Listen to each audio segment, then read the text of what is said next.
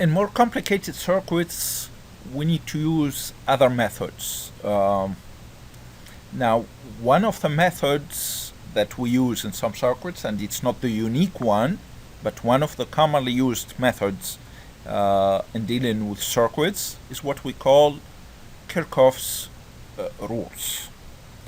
There are two rules. One of them, we call it Kirchhoff's voltage or loop rule. Okay, some people just designate it as KVR, Kirchhoff's voltage rule. That one is a consequence of the conservation of energy, and it essentially says the sum of voltage drops around a loop in a circuit is zero. The sum of voltage drops around a loop in a circuit is zero. It essentially says if you go around in a loop, if you go back to the same point that you started from, you are going to go back to the same electrical potential level. That's essentially what it says. Now, the second rule is what we call Kirchhoff's current rule, or KCR. That one is a consequence of the conservation of charge, which says in any point of the circuit, the current going into that point is equal to the current coming out of that point, which is, in other words, current entering is equal to current leaving. If you think of it in terms of junctions, places where the circuit break into different paths, then you look at the different currents. For example, I have here I1 coming in towards that junction, but I2 and I3 in this case are coming out of that junction. So what the Kirchhoff's current rule says, the sum of the incoming currents, which is in this case only I1, is equal to the sum of the outgoing currents, or the leaving currents, which is in this case I2 and I3. I1 is equal to I2 and I3. Okay. This is the rules. So how do we apply them? This is what we do. First, we label all currents. You notice here the circuit, I purposely put it there without any currents. And notice we have more than one power source, E1, E2, and E3. We have several of them. Now, to label all currents, look what it says. Choose any direction. This is important. In a circuit like the circuit that we have right now, most often we cannot predict correctly the direction of flow of the current. Most often it's something that we don't have the intuition to figure out immediately. So what we do is we choose them randomly.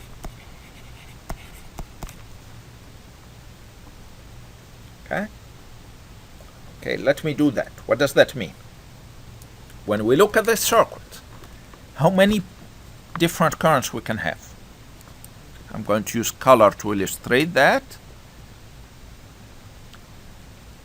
So if I start here, I have a branch.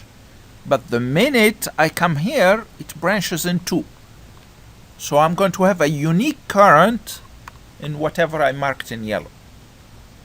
Okay, I'm going to remove now the marking. Okay, just go back to black and mark that current. Let's call it I1. Okay, I'm going to mark it flowing this way. And the direction I marked it is random. So I marked it flowing that way. I could have marked it the opposite way. Now notice I could have labeled it in the bottom as long as I stick to the same direction of flow. Now remember we said the minute we reach this point, that current is not going to be the same anymore in whatever is going to follow. Let's go back to the yellow color and find a place where I have another unique current. For example, here.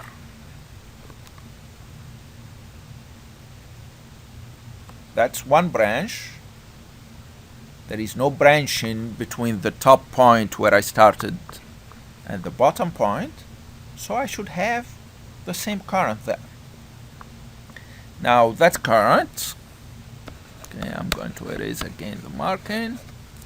I'm going to call it I2. Now how am I going to label it? Let me choose it up. Again, remember I'm doing that randomly. Now the next thing, going back to my yellow color. So when I start here, I have some branching. But the branching connects back in the bottom here. So whatever I have in yellow here, that's a one wire that should have the same current. I'm going to keep the yellow there. I'm not going to remove it this time. That current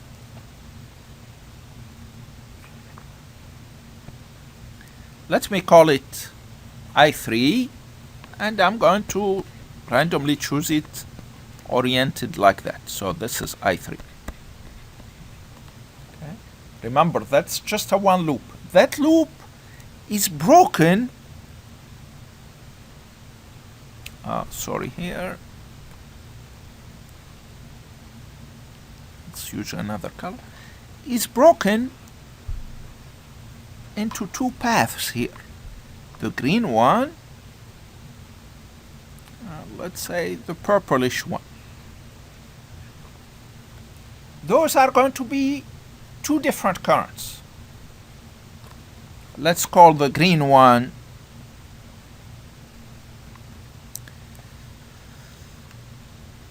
I5, and I'm going to label it like this. And the purplish one, let's call it I4. And choose it like that. Okay? This is the labeling of all currents. I did that. The next step is to label plus and minus for all elements in the circuit. Now, to put just in the graph, to go around, put a plus and a minus. For batteries, it's easy.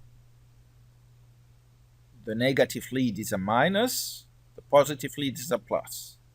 For resistors, we should use this rule. The current goes in from the plus and exits for the negative. Current goes in from the plus and exits at the negative. Okay, let's use the red color to do that. Okay, so batteries, minus, plus, minus, plus, minus, plus. Now for resistors, we check the currents that we have already assigned. Now, for example, for R1, the current flowing through R1 is I1. I1 is entering from this side and exiting from this side. So this side where it is entering, we label it as plus. This side where it is exiting, we label it as a minus. Same thing, let's check out R2. The current is going from the bottom, so this side is plus, this side is minus. Let's look at R5. Current is coming in from the right, so the right side is plus, the left side is minus. For R3, the current is coming down from the top, so the top is plus, the bottom is minus. Same thing for R4, top is plus, bottom is minus. That's the way we should label them. Actually, probably it makes sense to have step 4 before step 3. Or actually a different version of step 4. Let's make it step 2I or 1 or whatever. So we are going to write the voltage drop for each of the elements that we marked. Now for E1, that's easy. It is just E1. It is already written. It should be given. For E2, same thing. For E3, same thing. Now for resistors, we use Ohm's law. For example, for R1, Ohm's law is going to be R1 times the current flowing through R1. The current in that loop is I1, so for R1 is going to be R1 I1. For R2, the current through R2 is I2, so writing Ohm's law for R2 is going to be R2 I2. For R5, the current flowing through R5 is I3. So for R5, it's going to be R5 I3. For R3, I'm going to write it way down here. It's going to be R3 times I5, the current flowing through R3. And for R4, it's going to be Ohm's law again, R4, and the current flowing through R4 is I4, so it's going to be R4 I4.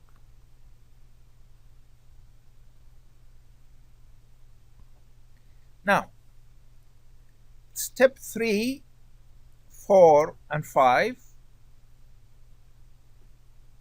are going to be what actually is going to get us to finalize the setup. So what I did here is the setup, but the actual calculations are going to come next. So I'm going to do that in the following screens.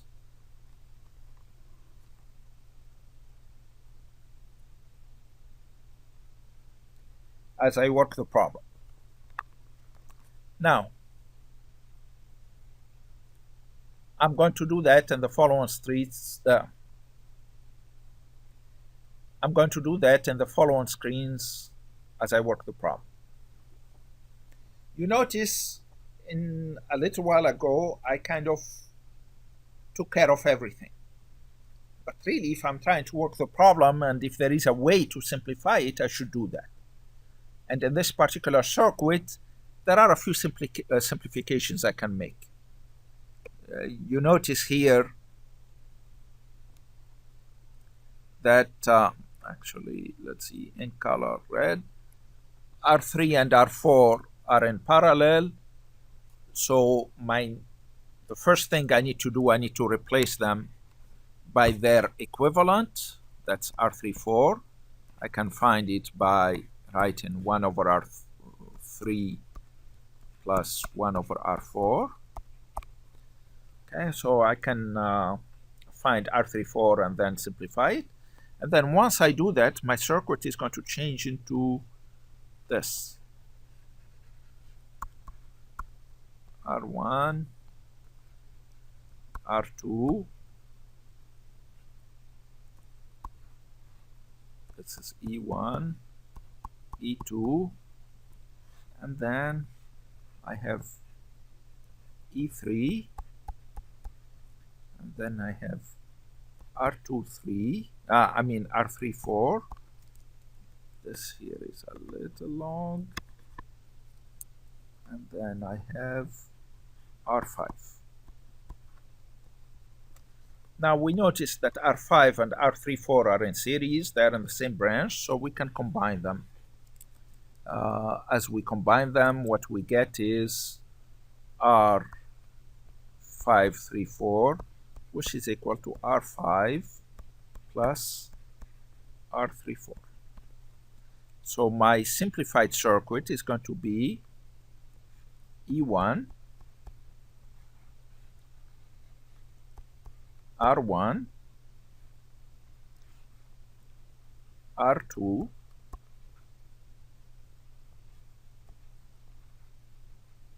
E2, E3,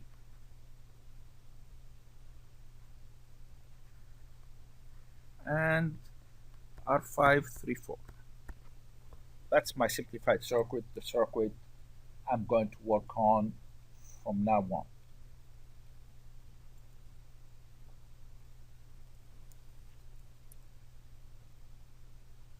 So this is what I have. So I'm going to go back through the process that I did a little while ago, label all the currents like I did before.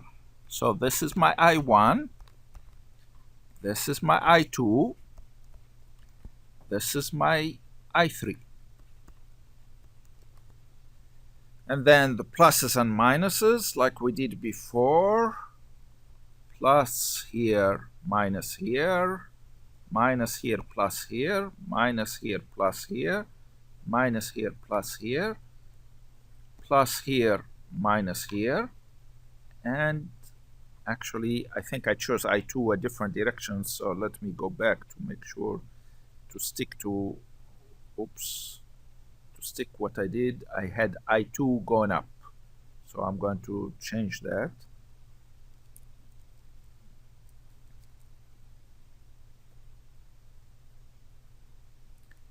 So I2,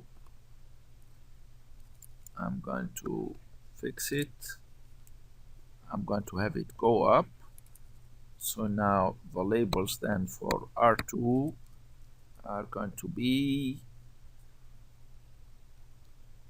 plus here, minus here, and I3 is that way, so this my label plus and minus. The next thing is the voltage drops across each resistor, so that's going to be R1 I1. This one is going to be R2 I2, and this one is going to be R534 times I3. So we are set. Okay. Now we need to choose loops. Okay, to choose loops, what we do, we start on a wire, any wire.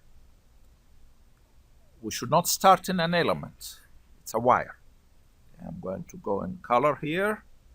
Let's go with green. For example, I choose here. I start here. And go around the circuit till I get back to that same point.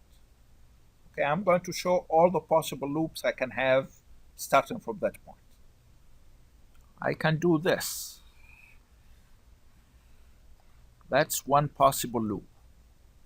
And as you notice, it is actually in the clockwise direction. Okay, let me delete that. Okay, now let's start there again, but let's try another loop.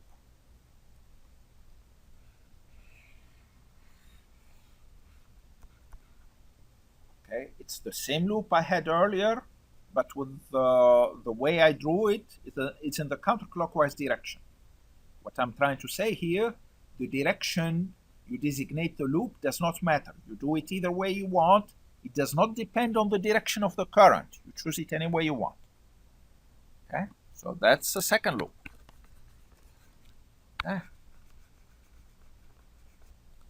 Let's try another one. I can do this.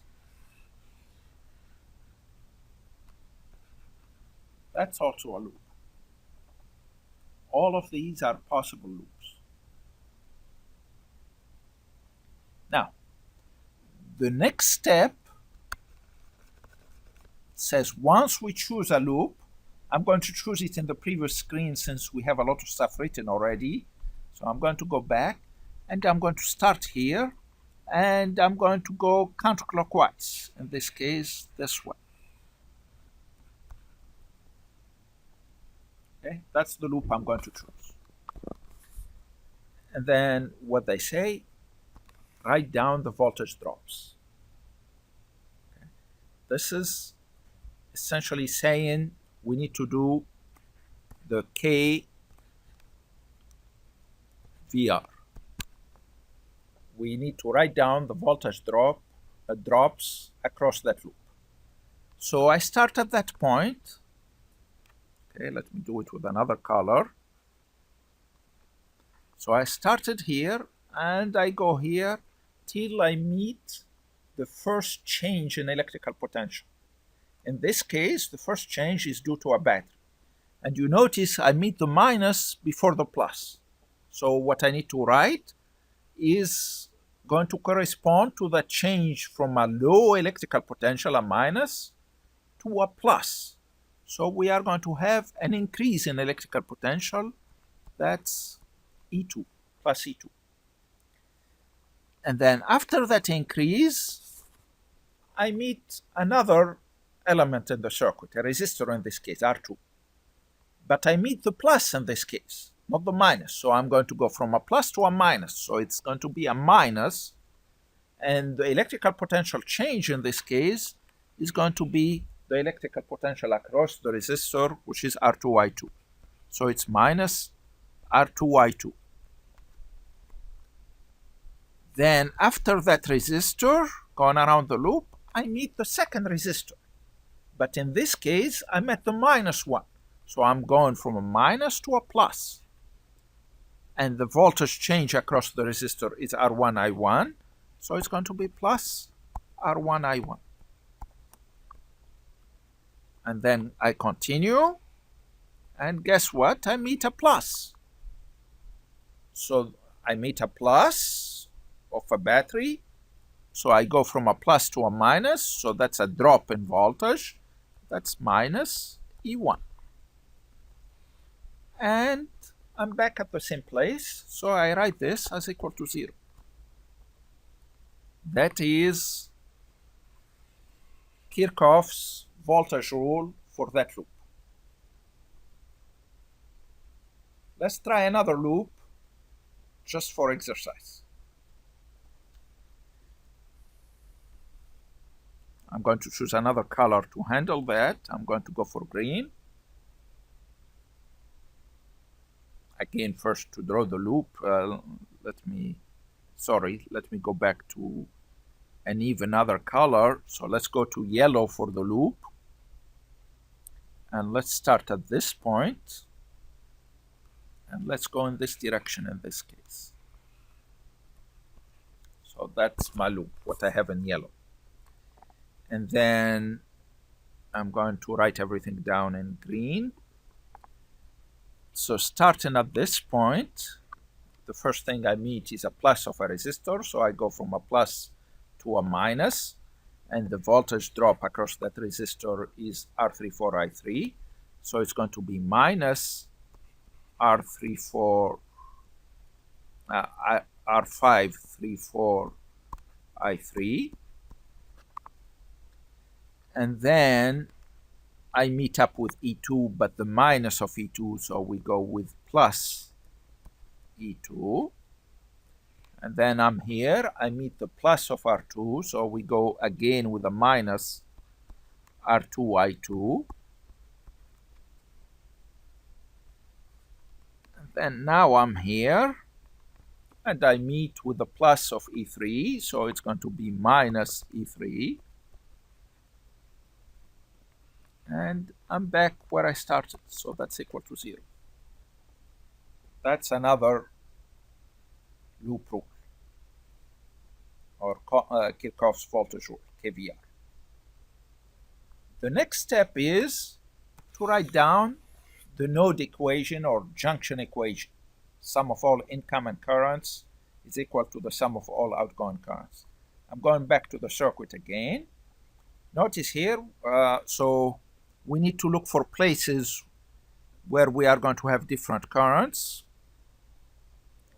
Okay, for example, here at this junction, we have I1 coming in this way. We have I3 coming out this way, and I2 coming up.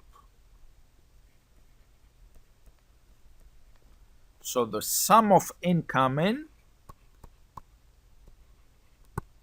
is sum of outgoing. In this case, incoming is I1 and I2. Outgoing is only I3. So that's my equation in this case. Another junction I could have used would have been this one. For that junction, I2 is outgoing, I1 is outgoing, and I3 is incoming. So then we get the same equation. I3 is equal to I1 plus I2.